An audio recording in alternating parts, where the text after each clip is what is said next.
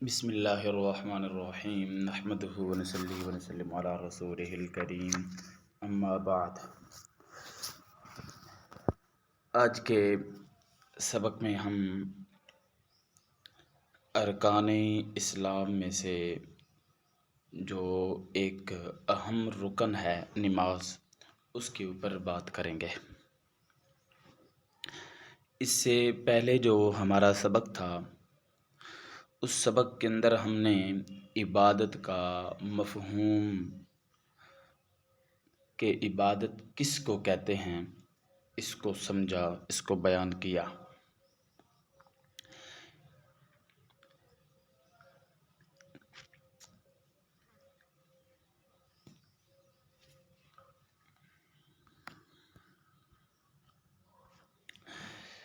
ہمارے پاس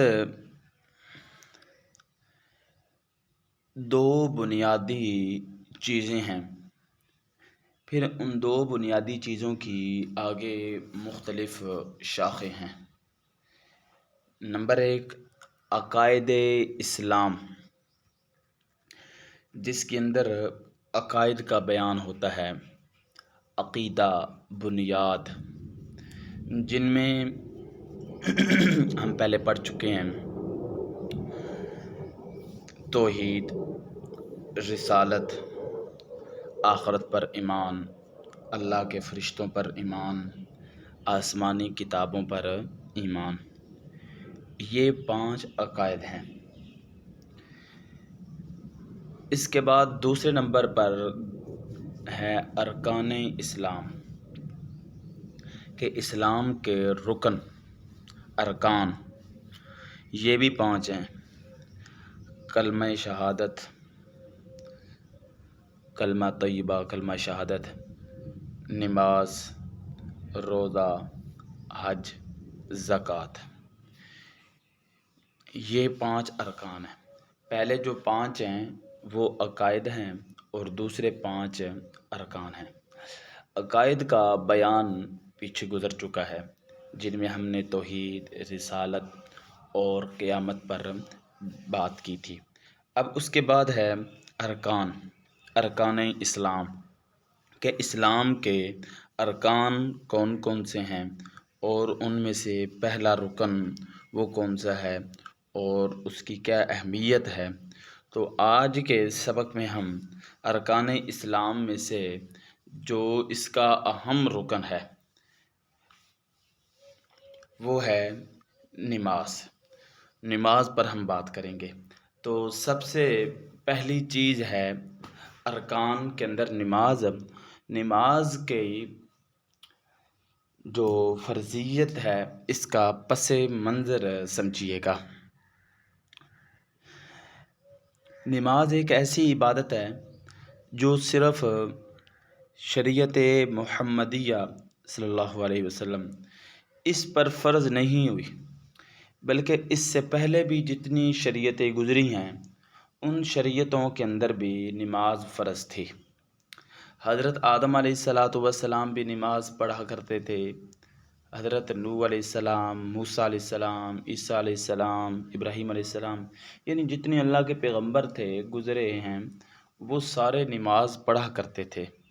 البتہ ان کی نماز اور یہ جو ہماری موجودہ نماز ہے، اس کے اندر زمین و آسمان کا فرق تھا۔ حضرت آدم علیہ السلام کی توبہ قبول ہوئی، انہوں نے فجر کی نماز، صبح کی نماز پڑھی۔ اسی طرح ملتا ہے کہ حضرت نوح علیہ السلام نے ظہر کی نماز پڑھی، ایک اور پیغمبر انہوں نے عصر کی نماز پڑھی۔ حضرت ادریس کے بارے کے اندر ملتا ہے کہ انہوں نے مغرب کی نماز پڑھنی شروع کی، 4 رکعتیں پڑھنی تھی، 3 پر انہوں نے سلام پھیرا یا 3 پر بھولے تو 3 رکعتیں نماز پڑھی۔ تو اس طرح ہر پیغمبر نے نمازیں پڑھی ہیں اور یہ جو اوقات ہمارے لیے مقرر ہیں ان اوقات کے اندر پڑھی ہیں۔ بہرحال یہ تو ایک خارجی سی بات تھی۔ اصل جو بات ہے کہ امت محمدیہ کے اوپر یہ جو نمازیں فرض ہیں، 5 نمازیں، ان کی فرضیت کا پس منظر کیا ہے۔ ان کی فرضیت کا پس منظر سمجھنے سے پہلے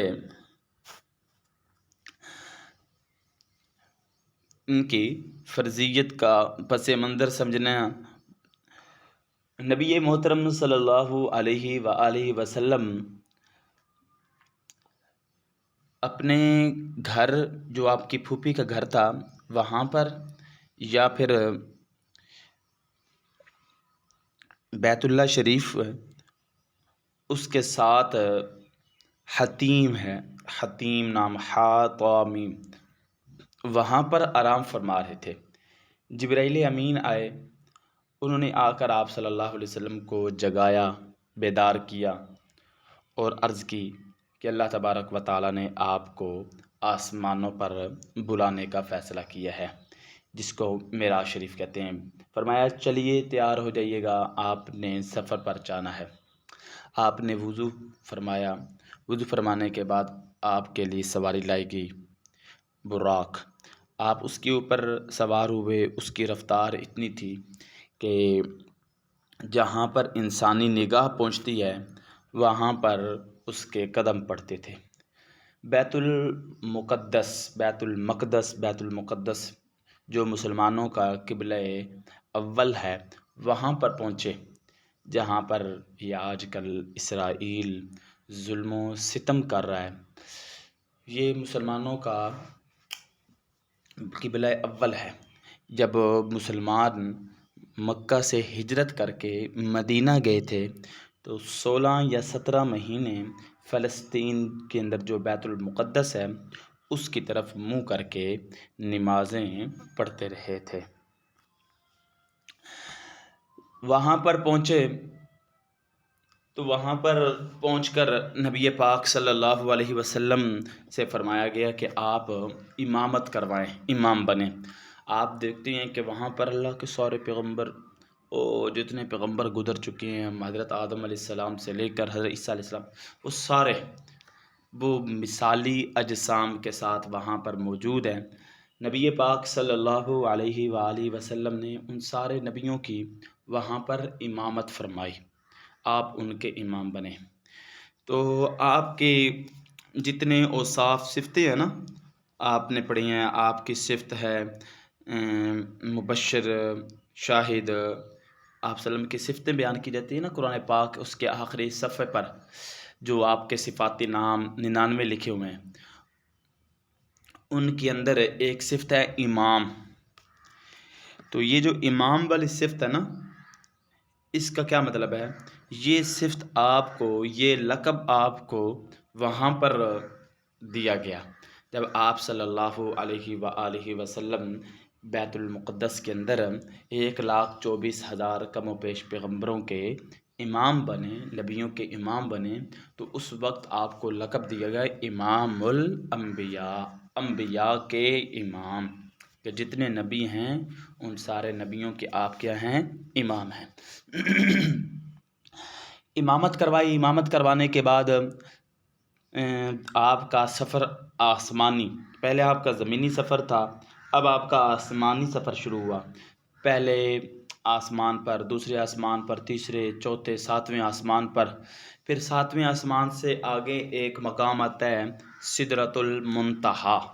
حضرت جبرائیل امین وہاں پر پہنچے اور کہا اللہ کے رسول اب اس سے آگے میں نہیں جا سکتا، اس سے آگے کا سفر آپ نے خود کرنا ہے۔ وہاں پر عرش سے سونے کی سیڑھی اتاری گئی، آپ صلی اللہ علیہ وسلم اس کے اوپر چڑھ کر عرش پر پہنچے۔ وہاں پر اللہ تبارک و تعالیٰ سے ملاقات ہوئی پردوں میں۔ نبی پاک صلی اللہ علیہ وسلم نے عرش جب پہنچے نا، معراج کی رات آسمانوں پر پہنچے، وہاں پر ملاقات ہوئی ہے، اور یاد رکھیے کہ آپ صلی اللہ علیہ وسلم نے وہاں پر اللہ تبارک و تعالیٰ کو دیکھا نہیں۔ اللہ پاک کی ذات اتنی عظیم، کبیر، بڑی ذات ہے کہ کوئی ان کو دیکھ نہیں سکتا۔ قرآن پاک کے بھی لفظ ہیں لا تدرکہ الابصار وہو یدرک الابصار، کوئی آنکھ اللہ پاک کا دیدار، زیارت نہیں کر سکتی، یعنی اس دنیا کے اندر رہتے ہوئے۔ تو وہاں پر پردوں کے درمیان ملاقات ہوئی، درمیان میں پردے حائل تھے۔ حضرت عائشہ رضی اللہ تعالیٰ عنہ بیان فرماتی ہیں کہ جو آدمی یہ کہتا ہے کہ معراج کی رات نبی پاک صلی اللہ علیہ وسلم نے اللہ تبارک و تعالیٰ کو دیکھا، وہ آپ صلی اللہ علیہ وسلم پر جھوٹ باندھتا ہے، یعنی وہ آپ پر جھوٹ بولتا ہے۔ معراج شریف کی رات آپ صلی اللہ علیہ وسلم نے اللہ پاک کو نہیں دیکھا تھا۔ اچھا، ملاقات ہوئی آپس کے اندر، جب دو دوست محب اور محب آپس میں ملتے ہیں تو کچھ تحفے پیش کرتے ہیں۔ اللہ پاک نے فرمایا، اے میرے پاک پیغمبر، میرے لیے آپ کیا لائے ہیں؟ تو اس موقع پر اللہ کے نبی صلی اللہ علیہ وسلم نے عرض کیا، التحیات للہ والصلوات والطیبات، اے اللہ میری کولی مالی بدنی عبادت، کول سے مراد زبان، مال سے مراد یہ مال پیسہ، اور بدن جسم، یعنی میری زبان کی عبادت، میرے مال کی عبادت اور میرے بدن کی عبادت، یا اللہ یہ ساری میری عبادتیں تیرے لیے ہیں۔ عبادت یہ ساری کے ساری میری تیرے لیے ہیں، کسی اور کے لیے نہیں ہیں۔ یہ 3 تحفے پیش کیے، بدلے کے اندر اللہ تبارک و تعالیٰ نے بھی آپ صلی اللہ علیہ وسلم کو 3 تحفے پیش کیے۔ ایک تحفہ تو وہاں پر جو پیش کیا گیا، یہ سورۃ البقرہ کی آخری آیات ہیں، للہ ما فی السماوات و ما فی الارض، یہ جو آخری آیات ہیں یہ تحفے کے اندر پیش کیا گیا۔ نمبر 2، وہاں پر جو دوسرا تحفہ پیش کیا گیا وہ یہ نمازوں والا تحفہ پیش کیا گیا۔ وہاں پر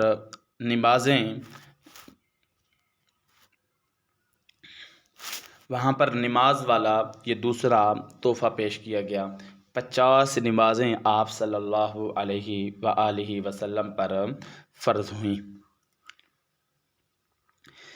ایک تحفہ آپ کو سورۃ بقرہ کی آخری آیات، جن کو خواتین بقرہ کہا جاتا ہے، وہ پیش کی گئی، اور نمبر 2 یہ آپ کو نمازوں والا تحفہ پیش کیا گیا۔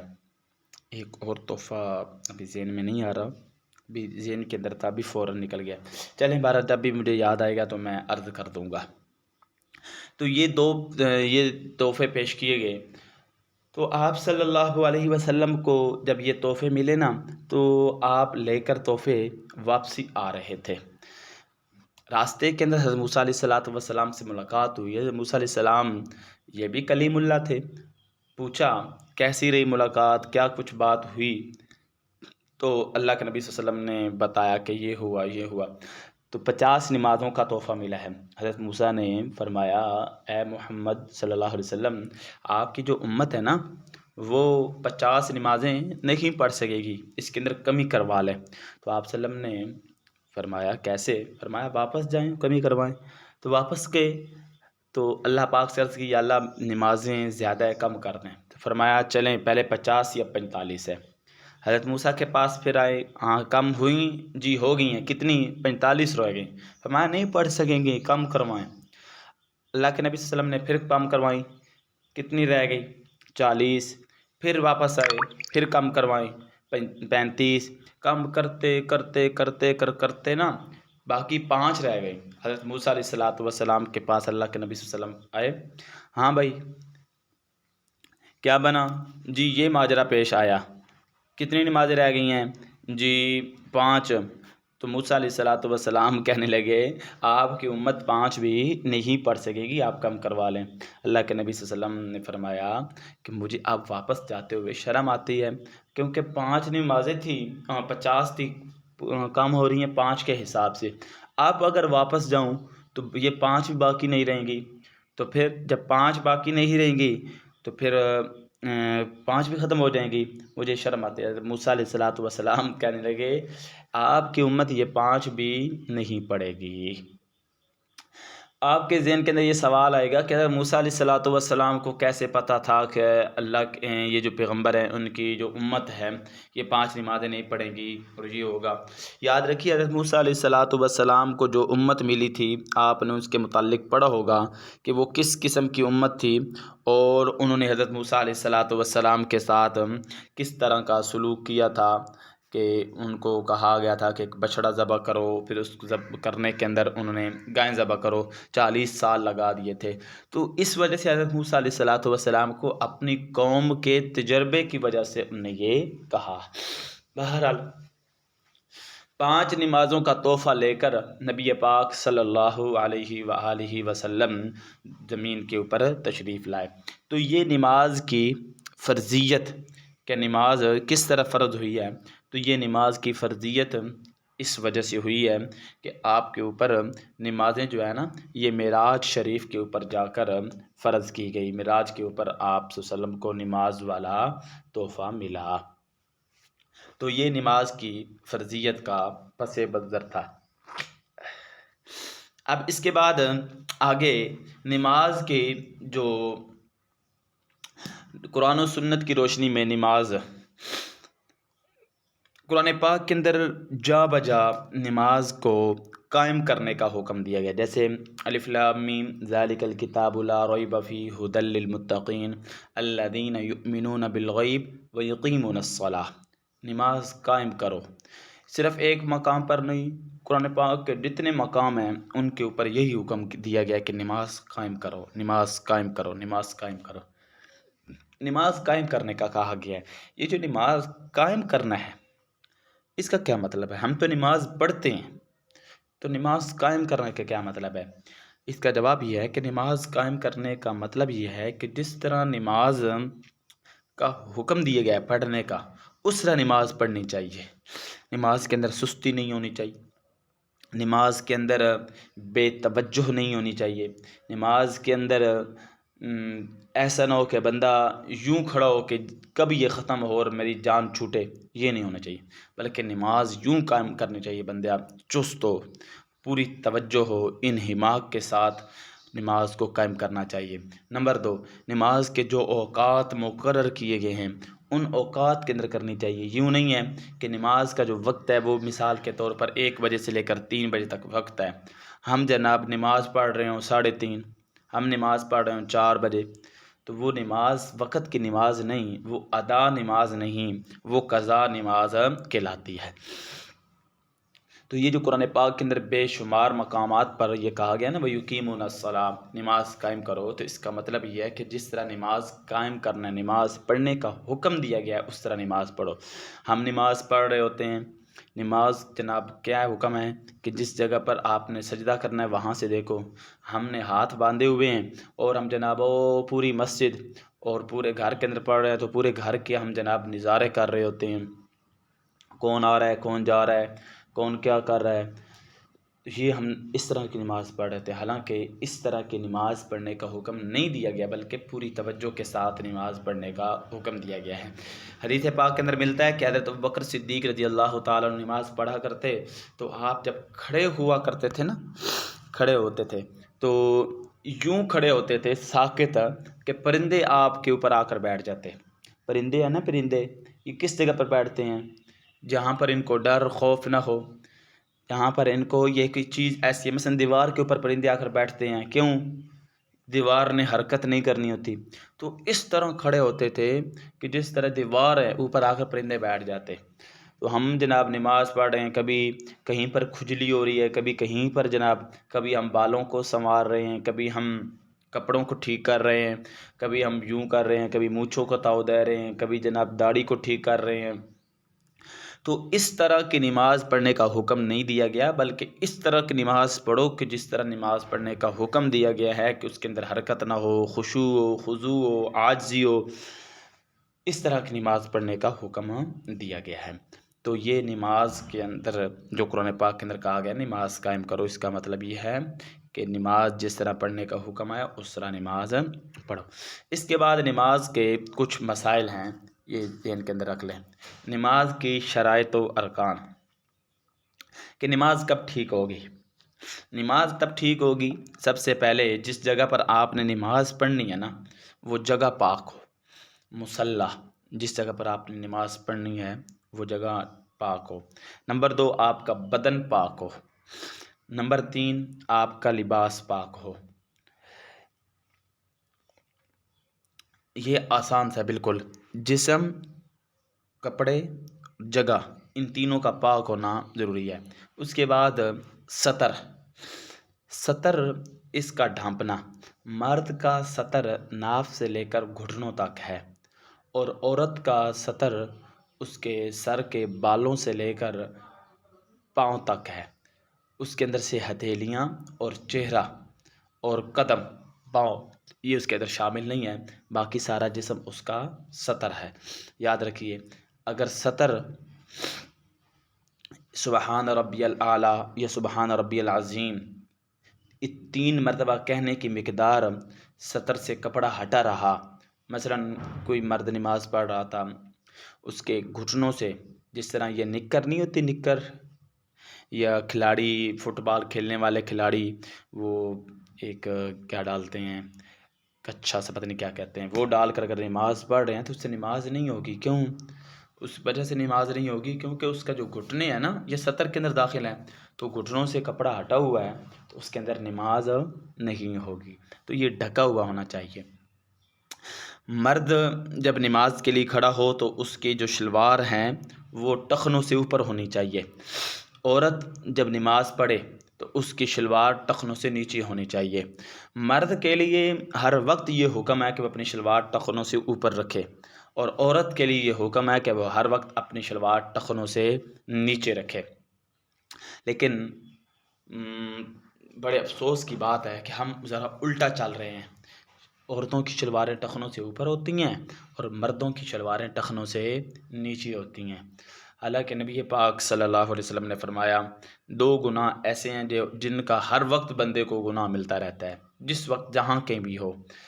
ایک گناہ کہ اپنے یہ داڑھی کے بال جو ہے نا ان کو مڈوانا، کلین شیو کروانا، یہ جو آج کل خط والا آیا ہوا ہے نا، تھوڑی تھوڑی 1 انچ داڑھی رکھ لیتے ہیں، تو ہم نے جناب داڑھی رکھی ہوئی ہے۔ یہ داڑھی نہیں ہے، یہ داڑھی کا مذاق ہے۔ داڑھی ہے ایک مشت، ایک مٹھی، ایک قبضہ وہ رکھنا۔ جو بندہ داڑھی کٹواتا ہے یا منڈواتا ہے تو اس کو ہر وقت گناہ مل رہا ہے، وہ لیٹا ہوا ہے، جاگ رہا ہے، چل رہا ہے، پھر رہا ہے، نماز پڑھ رہا ہے، قرآن پڑھ رہا ہے، اس کو پھر بھی یہ داڑھی کٹوانے منڈوانے کا اسے گناہ مل رہا ہے۔ تو داڑھی کو کیا کرنا چاہیے؟ رکھنا چاہیے۔ نمبر 2، اپنی شلوار کو ٹخنوں سے اوپر کرنا چاہیے۔ اگر کوئی بندہ شلوار کو ٹخنوں سے نیچے رکھتا ہے جان بوجھ کر، تو اس کو بھی ہر وقت ثواب میں گناہ مل رہا ہے، کیونکہ یہ مردوں کے ہاں یہ گھٹنوں سے ٹخنوں سے نیچے جو رکھنا ہے نا، اس کے اندر یہ ہوتا ہے کہ تکبر کی وجہ سے وہ اپنی شلوار کو نیچے رکھ رہا ہے۔ حضرت عبداللہ بن مسعود رضی اللہ تعالیٰ عنہ، ان کی جو پنڈلیاں تھیں نا وہ باریک تھی، کمزور تھی پنڈلیاں، تو اب چاہیے تو یہ تھا کہ وہ اپنے شلوار کو ٹخنوں سے نیچے رکھتے تاکہ وہ چھپ جاتی، لیکن وہ اپنی جناب اوپر رکھتے تھے۔ لوگ ان کو دیکھ کر ہنستے تھے، تو لوگوں کا کیا ہے، لوگ تو ہنستے ہیں، لوگ آپ جناب جس طرح کر رہے ہیں لوگوں نے تو ہنسنا ہی ہے۔ اگر آپ شلوار کو ٹخنوں سے اوپر رکھ لیں کوئی بات نہیں ہے، لوگ ہنستے ہیں تو ہنسنے دیں، آپ نے لوگوں کی طرف نہیں دیکھنا، آپ نے شریعت کے اوپر عمل کرنا ہے۔ عورتوں کی شلوار ٹخنوں سے نیچے اور مردوں کی شلوار ٹخنوں سے اوپر ہونی چاہیے۔ اچھا، اس کے بعد ہے قبلے کی طرف رخ کرنا۔ اس کے بعد نماز کے وقت کا ہونا، نماز اس وقت پڑھنی ہے جس وقت نماز کا وقت ہو، جیسے میں نے ابھی پہلے بتایا کہ 1 بجے سے لے کر 3 بجے تک نماز کا وقت ہے مثال کے طور پر، تو آپ نے اس کے اندر سے پڑھنا ہے، تو یہ نماز کا ایک وقت ہے۔ اگر اس وقت کے اندر آپ نے نماز نہ پڑھی تو آپ کی نماز ادا نہیں بلکہ قضا ہوگی۔ اس کے بعد ہے نیت کرنا۔ نیت کرنے کے لیے جو لفظ ہم بولتے ہیں 4 رکعت نماز فرض اور منہ میرا قبلے کی طرف فلاں فلاں، اس کی ضرورت نہیں ہے۔ نیت کیا ہے؟ آپ گھر سے اٹھے ہیں، آپ نے استنجا کیا ہے، آپ نے وضو کیا ہے، آپ مسجد کی طرف آ رہے ہیں، تو یہ آپ کی نیت ہے۔ آپ مسجد کی طرف کس کے لیے آ رہے ہیں؟ نماز پڑھنے کے لیے، تو یہ آپ کا مسجد کی طرف نماز پڑھنے کے لیے آنا، یہ آپ کی کیا ہے؟ نیت ہے۔ یہ تو ہوگی نماز کی شرائط۔ اس کے بعد ہے نماز کے ارکان۔ نماز کے ارکان، تکبیر تحریمہ کہنا۔ تکبیر تحریمہ اللہ اکبر جس سے نماز شروع کی جاتی ہے، یہ جس وقت بندہ تکبیر تحریمہ کہہ لیتا ہے نا، تحریم کا مطلب ہے کہ حلال چیزیں اپنے اوپر حرام کر لینا۔ روٹی کھانا حلال ہے، پانی پینا حلال ہے، گفتگو کرنا حلال ہے، لیکن یہ تکبیر تحریمہ کہہ کر ہم نے یہ چیزیں اپنے اوپر حرام کر لی ہیں۔ قیام، کھڑا ہونا، تو نماز کے اندر کھڑا ہونا یہ فرض ہے۔ نمبر 2، قرات کرنا، قرآن پڑھنا، جہاں سے وَلَقَدْ يَسَّرْنَا الْقُرْآنَ، جہاں سے آپ کو قرآن آتا ہے نا تو وہاں سے پڑھو، جہاں سے آپ کو آتا ہے۔ سورۃ اخلاص آتی ہے، سورۃ ناس آتی ہے، کوئی بھی سورت آپ کو آتی ہے وہ آپ پڑھ لیں تو قرآن پڑھ لیں گے۔ تو مطلقاً قرات کرنا یہ فرض ہے۔ رکوع کرنا یعنی جھکنا، 2 سجدے کرنا، اور آخری قعدہ کرنا، یہ نماز کے اندر فرائض ہیں، نماز کے ارکان ہیں۔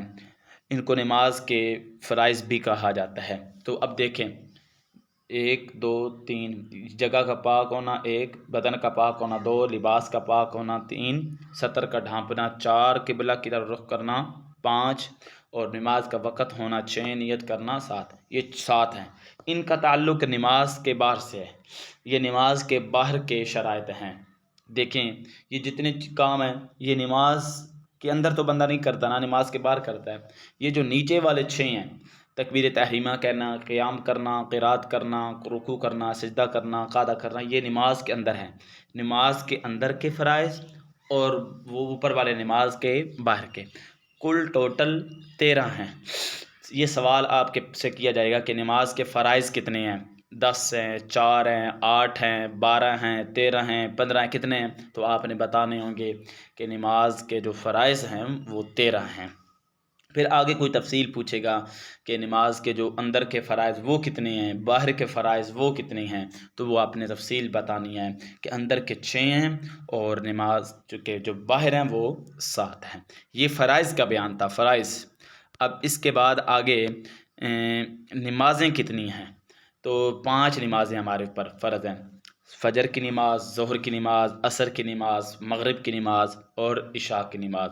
اچھا، فجر کی جو نماز ہے اس کے اندر رکعتیں کتنی ہیں؟ فجر کی نماز کے اندر 4 رکعتیں، 2 سنتیں ہیں، 2 فرض ہیں۔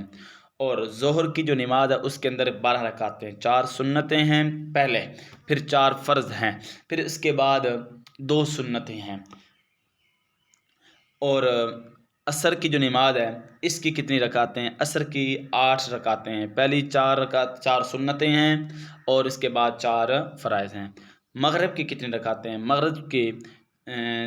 مغرب کی 5 رکعتیں ہیں، پہلے 3 فرض ہیں، پھر اس کے بعد 2 سنتیں ہیں۔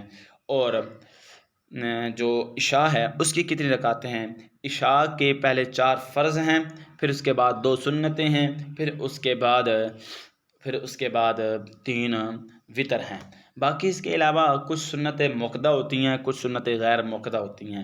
یہ جو عصر کی نماز ہے نا، اس کی جو پہلی 4 سنتیں ہیں نا یہ غیر مؤکدہ ہیں۔ غیر مؤکدہ وہ سنتیں ہیں، پڑھ لیں اچھی بات ہے، نہ پڑھیں تو گناہ نہیں ہے، لیکن جو مؤکدہ سنتیں ہیں، مثلا مغرب کے بعد جو 2 سنتیں ہیں، فجر کی نماز سے پہلے جو 2 سنتیں ہیں، عشاء کی نماز کے بعد جو سنتیں ہیں، اور ظہر کی نماز سے پہلے جو 4 سنتیں ہیں، یہ سنتیں مؤکدہ ہیں۔ ان کی اگر کوئی بندہ تفصیل پوچھنا چاہتا ہو تو بعد کے اندر پوچھ سکتا ہے۔ تو اب اس کے بعد آگے نماز کے واجبات کتنے ہیں؟ پہلے ہم نے نماز کے فرائض پڑھے تھے، اب نماز کے واجبات سن لیں۔ نماز کے واجبات میں سے سب سے پہلی چیز ہے سورۃ فاتحہ شریف کا پڑھنا۔ سورۃ فاتحہ کا پڑھنا یہ واجب ہے مطلقاً، یعنی قرآن پاک کے کہیں سے بھی، قرآن پاک میں سے کہیں سے بھی پڑھنا یہ فرض ہے، اور سورۃ فاتحہ کا پڑھنا یہ واجب ہے۔ اچھا، اس کے بعد کوئی صورت کا ملانا، صورت فاتحہ کے بعد صورت اخلاص، صورت ناس، کوئی بھی صورت ملا سکتے ہیں۔ فرضوں کی پہلی 2 رکعت میں قرات کرنا، جو پہلی 2 رکعتیں جو ہوتی ہیں ان کے اندر قرآن پڑھا جاتا ہے، آخری 2 رکعتوں کے اندر نہیں پڑھا جاتا۔ اس کے بعد ہے صورت صورت فاتحہ کو صورت سے پہلے پڑھنا، رکوع کر کے سیدھا کھڑے ہونا، 2 سجدوں کے درمیان بیٹھنا، 2 سجدے کرتے ہیں نا تو درمیان کے اندر بیٹھتے ہیں، پھر ایک سجدہ کیا بیٹھے، پھر دوسرے سجدے میں۔ اس کے بعد ہے پہلا قاعدہ کرنا، یہ پہلا قاعدہ او تحیات للہ وصلوات، یہاں سے لے کر آخر تک یہ پڑھنا، یہ کیا ہے، یہ پہلا قاعدہ جو ہے نا یہاں تک پڑھنا یہ واجب ہے، تشہد تک پڑھنا، التحیات پڑھنا، اور سلام لفظ سلام سے نماز ختم کرنا۔ ظہر اور عصر میں قرات آہستہ پڑھنا، یہ جو 2 نمازیں ان کو سری نمازیں کہا جاتا ہے۔ امام کے لیے مغرب عشاء کی پہلی 2 رکعتیں اور فجر و عیدین اور تراویح کی سب رکعتوں میں قرات بلند آواز سے پڑھنا، اونچی آواز سے قرات کرنا۔ وطر میں دعائے قنوت کا پڑھنا، دعائے قنوت سے پہلے تکبیر کہنا، عیدین میں 6 زائد تکبیریں کہنا، یہ ساری چیزیں کیا ہیں، واجب ہیں۔ تو یہ آج کے سبق کے اندر ہم نے فرائض پڑھے، اور فرائض کے بعد 14 ہم نے واجبات پڑھیں۔ اس کے علاوہ سنتیں بھی ہیں، وہ پھر کوئی بندہ پوچھنا چاہے، بات کرنا چاہے تو میرے سے الگ میں رابطہ کر سکتا ہے۔ اچھا، اس کے بعد مختلف قسم کے مختلف مواقع کی نمازیں ہیں، ان کو ہم تھوڑا سا کرتے ہیں۔ مختلف موقعوں کی نمازیں جیسے نماز کسوف ہے اور نماز خسوف ہے، کہ جب سورج اور چاند ان کو گرہن لگ جاتا ہے تو اس وقت نماز پڑھی جاتی ہے، اس کو نماز کسوف اور خسوف کا نام دیا جاتا ہے، اس کا ایک مخصوص طریقہ ہے۔ اسی طرح نماز استسقاء ہے، اگر بارش نہ ہو رہی ہو، قحط پڑ گیا ہو تو اس وقت نماز استسقاء پڑھی جاتی ہے۔ استسقاء کا معنی ہوتا ہے پانی کو طلب کرنا، استسقاء پڑھی جاتی ہے۔ یہ مختلف قسم کی نمازیں، نماز جنازہ ہے، نماز عیدین ہے، یہ مختلف مواقع کے نمازیں ہیں، ان نمازوں کو پڑھنا ہوتا ہے۔ اس کے بعد آپ کی کتاب جو ہے نا اس کے صفحہ نمبر 144 پر نماز کے کچھ مقاصد لکھے گئے ہیں، نماز پڑھنے کا کیا فائدہ ہے۔ تو اس کا پہلا مقصد حیات کی یاد دہانی، کہ نماز جو پڑھنی ہے اس کا مقصد کیا ہے، یاد دہانی، حیات کی یاد دہانی، حیات زندگی کو کہتے ہیں، کہ نماز جو ہے یہ زندگی کی حیات کی یاد دہانی کے لیے ہے، کہ صبح اٹھتے ہی نماز بندہ پڑھتا ہے تو اس کا اصل وہ مطلب کہ ہم نے انسان کو کس لیے پیدا کیا ہے، وما خلقت الجن والانس الا لیعبدون، ہم نے انسان کو اپنی عبادت کے لیے پیدا کیا۔ نمبر 2 فرض شناسی، فرض شناسی کا مطلب ہے کہ جو ذمہ کام لگایا گیا اس اپنے فرض کو پہچاننا۔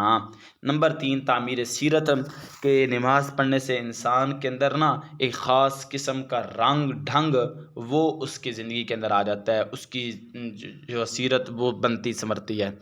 ضبط نفس، اپنے نفس کو قابو کرنا، نماز پڑھنے سے انسان اپنے نفس کو قابو کرتا ہے۔ وہ کس طرح، کہ صبح کے وقت آپ کو نیند آئی ہوئی ہے لیکن آپ اٹھتے ہیں اور نماز پڑھتے ہیں، آپ کو جناب تھکاوٹ ہے، آپ اپنی تھکاوٹ کو دور کر کے آپ نماز کے لیے کھڑے ہوتے ہیں، تو یہ آپ کو یہ آپ کا جو نماز پڑھنا ہے وہ آپ کا اپنے نفس کو ضبط کر رہے ہیں، اپنے نفس کے اوپر قابو ہے۔ اس کے بعد ہے نماز کے اجتماعی فوائد، نماز کے اجتماعی فوائد بے شمار ہیں۔ ایک فائدہ تو یہ جو اذان ہوتی ہے نا، اذان اللہ اکبر، تو لوگ اپنا کام جہاں کہیں بھی لگے ہوئے ہیں اس کو چھوڑ کر مسجد کی طرف چل پڑتے ہیں۔ تو یہ اسی طرح ہے جس طرح فوج کے اندر ایک بجایا جاتا ہے، بنگل بجایا جاتا ہے، تو فوجی جہاں کہیں بھی ہوتے ہیں وہ چھوڑ کر اور میدان کے اندر پہنچ جاتے ہیں۔ اس طرح نماز کے اندر بھی اذان ہوتی ہے، سب لوگ جہاں کہیں کام کر رہے ہیں اس کو چھوڑ کر فوراً جناب وہ پہنچ جاتے ہیں۔ پھر مسجد کے اندر جب بندہ پہنچتا ہے تو وہاں پر سب برابر ہوتے ہیں، یہ کوئی نہیں ہے کہ یہ محلے کا چودھری ہے اور یہ فلاں ہے اور یہ فلاں ہے، سب جو پہلے آ گیا وہ پہلی صف کے اندر بیٹھ جائے، وہاں پر کوئی فرق نہیں ہوتا۔ تیسرا فائدہ یہ ہے کہ اس کے اندر بندے کو پہچان ہوتی ہے، یہ کون ہے، یہ فلاں ہے، یہ فلاں ہے، یہ فلاں ہے۔ پھر اس کے بعد یہ پہچان ہوتی ہے کہ یار اس کے کس قسم کے حالات ہیں، یہ امیر ہے، غریب ہے، پھر ان کی بندہ امداد کر سکتا ہے۔ وہاں پر یہ بھی بندے کو پہچان ہوتی ہے کہ ایک دن ایک بندہ آیا، دوسرے دن نہیں آیا، تیسرے دن نہیں آیا، تو آپ پوچھیں گے یار یہ فلاں بندہ نظر نہیں آ رہا ہے مسجد کے اندر، یار وہ بیمار ہے، تو پھر بیمار ہے چلو یار اس کی عیادت کر کے آؤ۔ ایک بندہ مسجد کے اندر آتا ہی نہیں ہے تو پھر اس کا کیسے پتہ چلے گا کہ یہ بیمار ہے اور یہ مسجد کے اندر نہیں آ رہا؟ تو یہ نماز جو ہے نا، اس کے بے شمار فوائد بیان کیے گئے ہیں، نماز کا ذکر کیا گیا ہے، تو اللہ تبارک و تعالی ہمیں نماز پڑھنے کی توفیق عطا فرمائے۔